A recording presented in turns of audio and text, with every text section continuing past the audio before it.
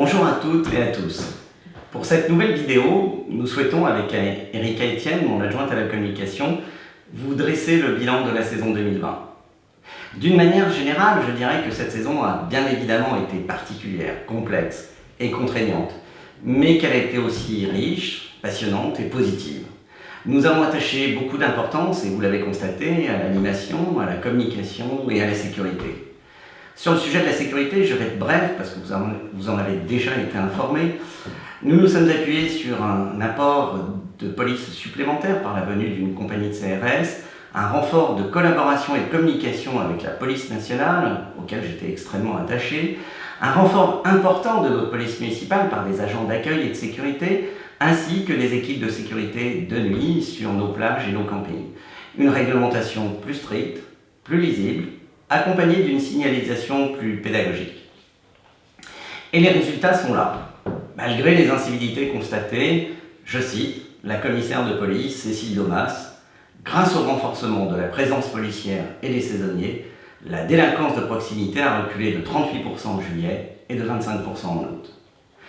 Quant aux contraintes sanitaires, nous avons composé avec prévention, signalisation, obligation de port du masque sur le quai, la promenade et le marché.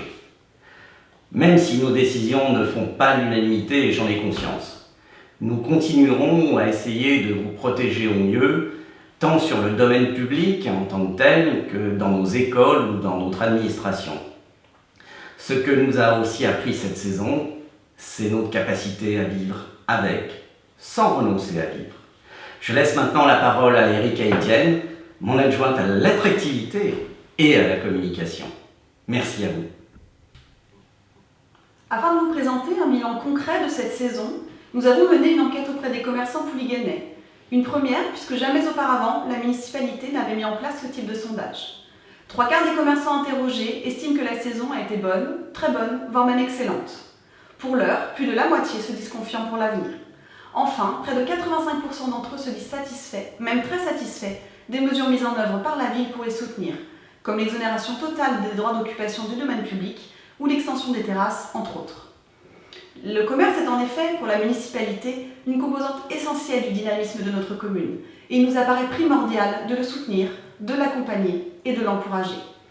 Grâce à l'investissement des commerçants, mais aussi des associations et de la ville, nous sommes aujourd'hui en mesure de dire que tous les jours, il s'est passé quelque chose au Pouliguen durant cette saison.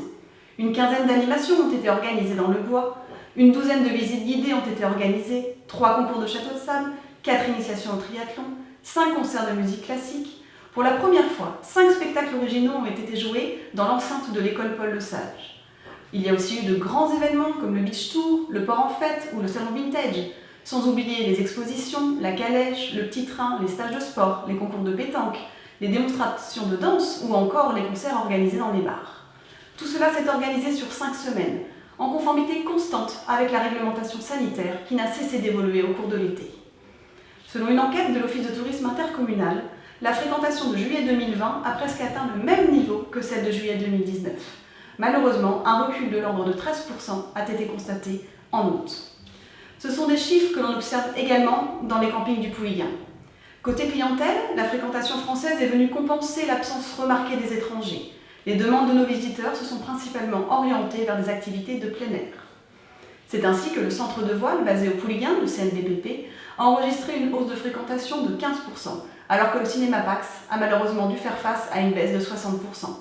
Néanmoins, malgré les contraintes, malgré les incertitudes, notre commune a su s'adapter et se montrer particulièrement attractive cet été.